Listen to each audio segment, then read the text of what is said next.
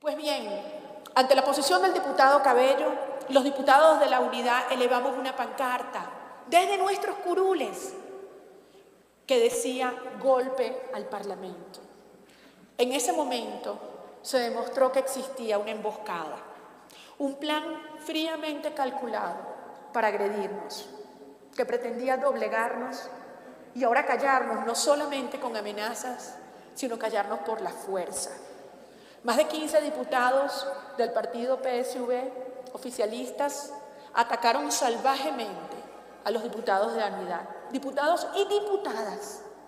Y en mi caso, fui agredida en la cara, duramente, por una diputada a quien no conozco, que se ubica muy lejos de mí en la plenaria, presidente, y vino infiltrándose entre los distintos diputados. Me llamó, yo estaba de espalda y volteé, y con el golpe me caí al piso.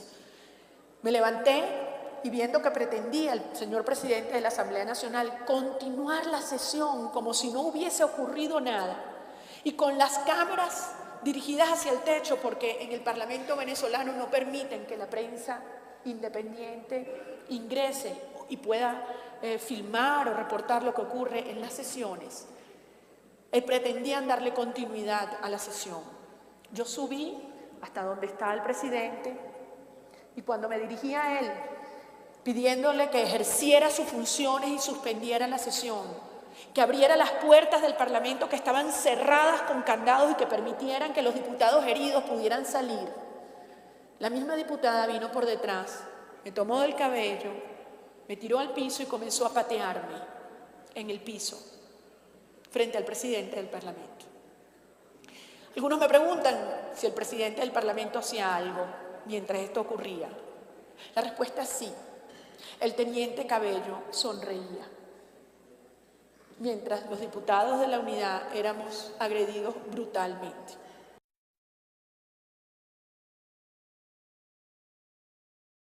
Lo primero es que nosotros aprobamos una proposición donde podía hablar la oposición venezolana, pero también podía hablar el oficialismo. Así que empecemos a hablarle claro al país y de manera concreta.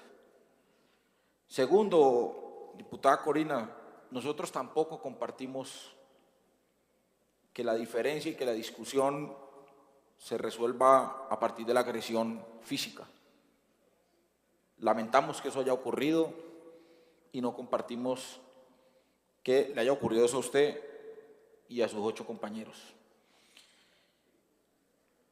Nosotros somos la oposición aquí en Colombia y por fortuna a ustedes les ocurre solamente eso. Yo quiero contarle a usted, doctora Corina, que a nosotros, desde nuestro origen como izquierda, nos han asesinado 3 candidatos presidenciales. A nosotros, a esta postura política que se ha tenido en el país, nos asesinaron todo un movimiento político, la Unión Patriótica. Más de 3.000 dirigentes políticos, senadores, representantes asesinados, doctora Corina. Totalmente borrados de la política de este país. Hoy, nosotros, que representamos la izquierda en este país, el gobierno anterior interceptó no solamente nuestros correos, sino nuestros números telefónicos. El gobierno anterior nos persiguió todo el tiempo. Yo y varios de mis compañeros fuimos víctimas de montajes organizados desde las brigadas del ejército en este país. De esa democracia que hablan mis colegas aquí, surgió que un director del DAS nombrado por el presidente Uribe le entregaba a los grupos paramilitares los listados de dirigentes sindicales para que fueran asesinados. Y desde esa misma democracia de la que se habla aquí, han asesinado a miles de colombianos, algunos, no todos miembros de la fuerza pública, en algo que se denominó falsos positivos. En esta democracia de la que usted habla, el movimiento sindical tiene mínimos derechos y mínimas garantías, y todos los días se violan los derechos laborales de los trabajadores aquí en Colombia también. Un minuto para que termine, senador Alexander López. Aunque, presidente, recuerdo que este es un debate. Esas son las garantías de la oposición y de la democracia, presidente. Perdone, presidente. ¿Le parece poco tiempo? No, necesito Tiene más la tiempo. palabra, senador Camilo Romero. Presidente, necesito más tiempo. Senador Camilo Romero, ¿le cede usted el tiempo a su compañero? Voy a hablar, por supuesto, presidente, pero creo que está bien terminar de escuchar al senador Alexander López. Así es que mantengo mi tiempo y pido más tiempo para el senador López. ¿Usted va a hacer uso de la palabra, senador Camilo Romero? Que sí, presidente, le estoy diciendo. Senador Alexander, le doy el tiempo que necesite si usted afirma con veracidad que aquí ha tenido todas las garantías. Pero si usted va a afirmar que no las tiene cuando las ha utilizado para que alguien se lleve una imagen equívoca de este Congreso, me parece que usted estaría faltando a la verdad. Y la mesa directiva también tiene derecho a rectificarlo. Devuélvale el sonido al senador Alexander López para que haga uso libre de la palabra como lo ha hecho siempre en esta mesa directiva. Debe ser así a la oposición. Entonces, doctora Corina, le decía que aquí todos los días se le violan los derechos humanos a los trabajadores en Colombia. Aquí permanentemente se violan los derechos humanos. Los defensores de derechos humanos son permanentemente perseguidos, agredidos y asesinados, no todos.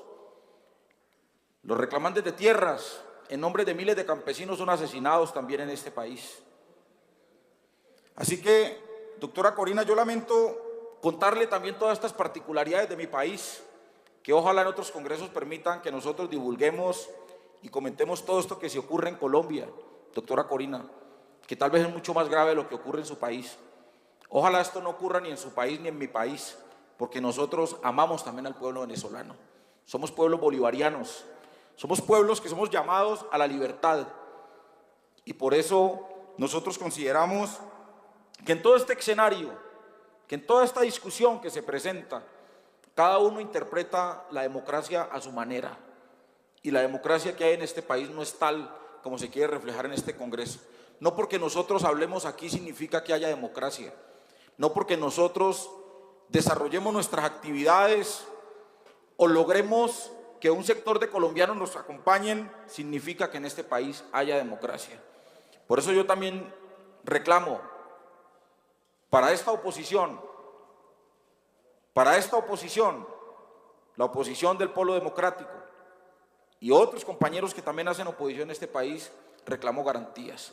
No garantías de la palabra, sino garantías para nosotros acompañar al pueblo colombiano en su tragedia. Un pueblo colombiano que más de la mitad del pueblo colombiano se hunde en la pobreza. Un pueblo colombiano que más del 25% se hunde en la indigencia. Un pueblo colombiano que hoy recibe de un gobierno decisiones absolutamente contrarias a la realidad social que vive este país. De esta manera, entonces, doctora Corina, yo quería expresarle a usted nuestra preocupación por lo que está ocurriendo en Venezuela y aspiramos que se logre en un escenario de conciliación resolver el conflicto político que hay en este momento en Venezuela.